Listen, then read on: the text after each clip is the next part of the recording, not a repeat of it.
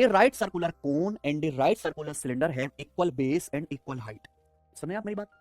एक शंकु है, शंकु का पूरा नाम है राइट सर्कुलर कोन, ठीक है बच्चों?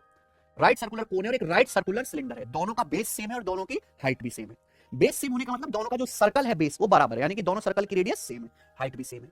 सवाल है the radius of base and height are in the ratio 8:15। अगर बेस की रेडियस और हाइट का रेशियो बच्चों 8:15 है तो सवाल यह है ratio of total surface area of cylinder to that of cone, है ना? सिलेंडर की टोटल सरफेस एरिया और कोन के टोटल सरफेस एरिया का रेशियो क्या होगा? आई ना बात समझ में? ध्यान से सुनिएगा प्यारे बच्चों, बहुत अच्छा सवाल है।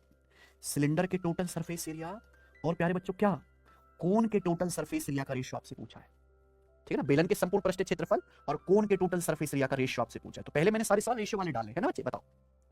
तो दो चीजें, एक है प्यारे बच्चों कोन और एक है सिलेंडर, दोनों का बेस की रेडियस और हाइट सेम है, ठीक है बच्चों?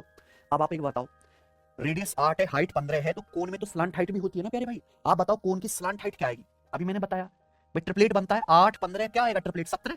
अगर रेडियस 8 है, हाइट 15 है, तो कोन की स्लांट हाइट कितनी आएगी? 17। शंकु है प्यारे बच्चों, शंकु के बेस की रेडियस 8, हाइट 15, तो 90 डिग्री के सामने क्या आएगा? 17 लिखवाया मैंने, ये आ गया।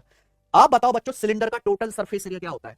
सिलेंडर का टोटल सरफेस एरिया है 2 पाई r ब्रैकेट में h प्लस r, रेडियस 8 है, ब्रैकेट में h प्लस r यानी कि 15 प्लस 8।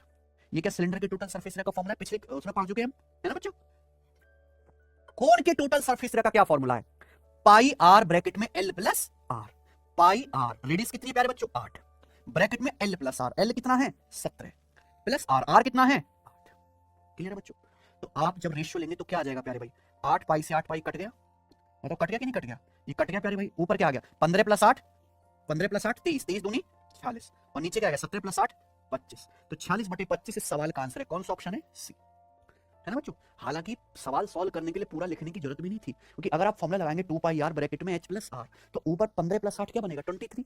23 का मल्टीपल ऊपर बनना चाहिए, 48 नहीं होगा, 47 नहीं होगा, 49 नहीं होगा। एक ही आंसर पॉसिबल था जहां ऊपर क्या बनेगा? 23 का मल्टीपल, है ना बच्चों? तो अगर केवल ऊपर का ही हिस्सा लिखते तो भी आंसर आ जाता कि नहीं? हमें लगता है समझ में आ गया होगा, ये बताएंगे आगे का सवाल। सवाल नंबर है स्टूडेंट आपके सामने यहाँ पर 4।